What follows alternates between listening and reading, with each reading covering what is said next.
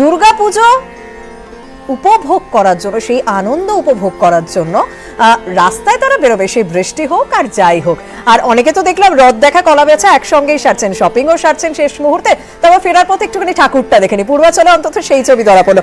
আমরা আরো একবার একডালিয়াতে যাই, কারণ সেখানে অভিজিৎ সেখানকার পুজো মণ্ডপের ছবি তুলে ধরছিলেন।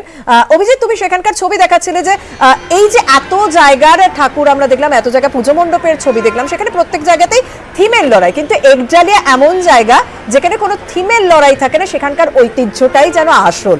সেখানকার ছবি আরো একবার। একদমই শর্মিষ্ঠা, একডালিয়া এভারগ্রিন চিরকালের এভারগ্রিন।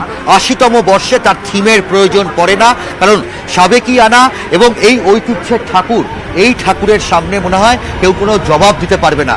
কারণ এই ঠাকুর এবং এই মণ্ডপ সুব্রত মুখোপাধ্যায় বেঁচে থাকাকালীন সব সময় তিনি এটাই বলে গেছেন এবং বারবার করে, এবং যে ছবি দেখা যাচ্ছে যে মানুষ, এই মানুষই প্রমাণ করে দেয় যে যে ওই কোনো থিমের প্রয়োজন নেই এবং থিম প্রয়োজন নেই, একদম ঐতিহ্য সাবেকিয়ানাকে দিয়েই এই সুব্রত মুখোপাধ্যায় গত 50 বছর ধরে এখানকার সভাপতি ছিলেন এবং তিনি বারবার করে আমাদের সঙ্গে একান্ত আলাপচারিতায় তিনি এই কথাটাই বলতেন যে আমার থিমের প্রয়োজন নেই। এবং এই একডালিয়া এভারগ্রিনের সেই ছবি দেখা যাচ্ছে যে চতুর্থীর দিন এই রকম জনজোয়ার এবং এই মানুষের ভিড়, এই মানুষের ভিড় প্রমাণ করে দেয় যে যত যত পুজোই হোক, যারা যত থিমই করুক না কেন, একডালিয়া এভারগ্রিন সেই এভারগ্রিনই রয়ে গেছে। এবং এই যে রাজস্থানী ঝাড়বাতি, এই রাজস্থানী ঝাড়বাতির এই ঐতিহ্য বা এর যে মহিমা, এই মহিমায় দেখার জন্য সে উত্তর থেকে দক্ষিণ বিভিন্ন জায়গা থেকে মানুষ ছুটে আসে গড়িয়াহাটের মোড়ে এই একডালিয়া এভারগ্রিন পুজোয়।